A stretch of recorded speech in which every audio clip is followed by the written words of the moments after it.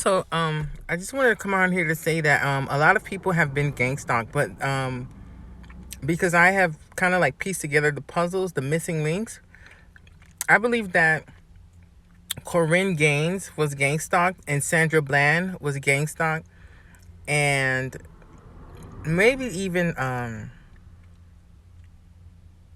that girl Breonna Taylor. Let me tell you why. Corinne Gaines, she had many videos on YouTube, which are not there anymore, but I had watched them when they were on Facebook.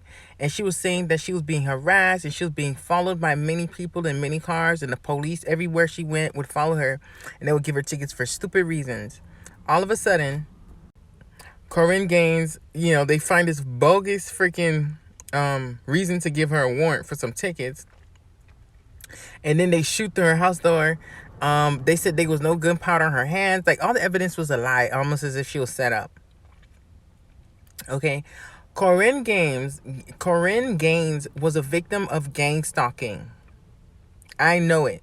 Because anytime you're being gang stalked, because the gang stalking was developed by the police of the Masonry to begin with. And that's why anytime you're being gang stalked, you notice like you can't tell the police anything and the police are in on it. Even one time I went to McDonald's and I was like gang stalked by this crazy man who followed me there.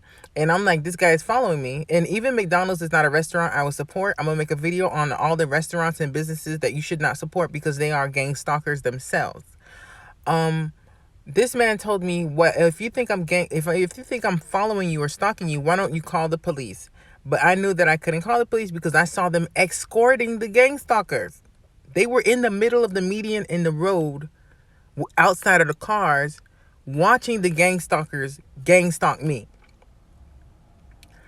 So I knew that I could never go to the police for help, and I could never call police again. Not only that, there's a video in my down my video somewhere. It's a police officer. His name is Cameron Cawthon, I believe.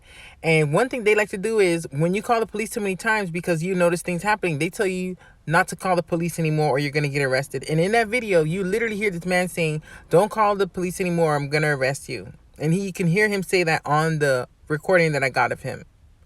So I believe Sandra Bland was also a victim because she would talk about things of that nature, that she was like a victim of like police kind of like following her, and she was speaking out against police brutality and things of that nature.